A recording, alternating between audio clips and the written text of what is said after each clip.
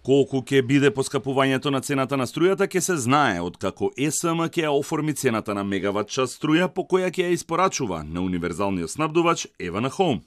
Тоа ќе се случи идната недела, кога и истекува рокот кој владата го даде на државното предпријатие, а потоа предлог цената ќе се разгледува на затворена седница.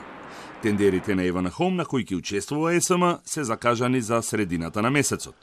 Министерот за економија Крешник Бектеши потврди дека од ЕСМ немаат добиено предлог цена за мегават час.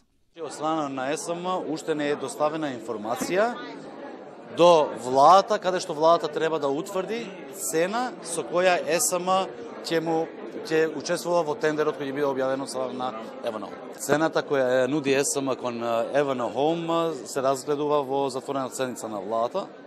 Откако ќе имаме барање од страна на ЕСМ, ќе бидете известени навремено, но тоа ќе биде согласно интересите на граѓаните и на државата во целина. Бектеши смета дека нема да има зголемување од 13% на цената на струјата, бидејќи праксата покажува дека регулаторната комисија никогаш не ги прифатила во целост барањата на енергетските оператори. МЕПСО, МЕМО и Електродистрибуција ги доставија своите пресметки до регулаторите, во кои бараат покачување на услугите за транспорт на електрична енергија во висина од 30 до 80%. Но и доколку се прифатат, тие не влијаат многу врз конечната цена.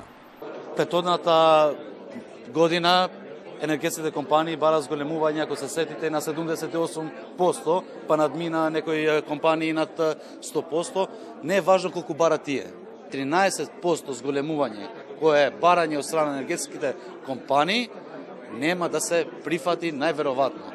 Владата најави ревидирање на ДДВ-то од сегашните 10 на 18%, односно враќање на висината на данокот пред екот на енергетската криза. И тие 8% би влегле во конечната цена на струјата за граѓаните.